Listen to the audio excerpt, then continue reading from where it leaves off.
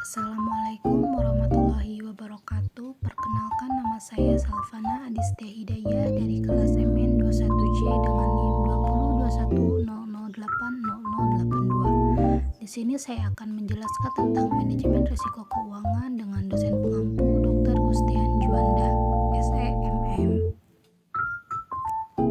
Materi yang akan saya bahas ada 3. Yang pertama, tujuan manajemen risiko keuangan. Yang kedua, fungsi manajemen risiko keuangan. Dan yang ketiga, ada kesimpulan. Materi yang pertama yaitu tujuan manajemen risiko keuangan. 1. Perlindungan modal. Salah satu tujuan utama dari manajemen risiko keuangan adalah melindungi modal atau aset perusahaan dari kerugian yang tidak diinginkan. Ini termasuk melindungi aset perusahaan dari risiko-risiko seperti perubahan nilai tukar mata uang, fluktuasi suku bunga, atau volatilitas pasar. Yang kedua, meningkatkan stabilitas keuangan. Manajemen risiko keuangan membantu menjaga stabilitas keuangan perusahaan dengan mengurangi risiko keuangan yang dapat mengganggu operasi bisnis atau menyebabkan masalah likuiditas. Lalu yang ketiga ada pengambilan keputusan yang lebih baik. Manajemen risiko keuangan membantu manajemen dalam pengambilan keputusan yang lebih baik dengan memberikan informasi tentang risiko dan potensi dampaknya.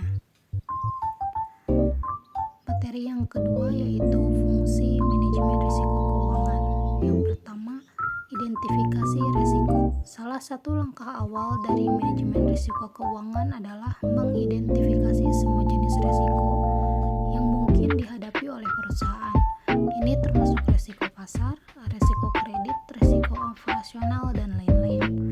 Yang kedua, pengelolaan risiko. Hal ini bisa mencakup diversifikasi portofolio, penggunaan instrumen keuangan derivatif, atau pengendalian operasional yang lebih baik. Yang ketiga, pemantauan dan evaluasi. Fungsi manajemen risiko juga mencakup pemantauan terus-menerus terhadap risiko yang ada dan evaluasi efektivitas strategi pengelolaan risiko.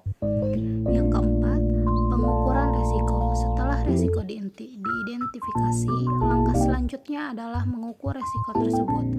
Hal ini melibatkan estimasi potensi kerugian atau dampak finansial yang dapat timbul dari masing-masing risiko. Yang kelima ada pelaporan risiko. Manajemen risiko keuangan juga melibatkan pelaporan risiko kepada pihak yang berkepentingan, seperti pemegang saham, regulator, dan pihak eksternal lainnya. Ini penting untuk menjaga transparansi dan akuntabilitas.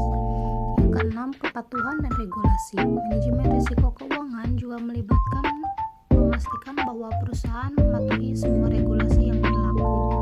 Terkait dengan manajemen risiko keuangan, ini termasuk persyaratan pengungkapan risiko dan persyaratan permodalan minimum.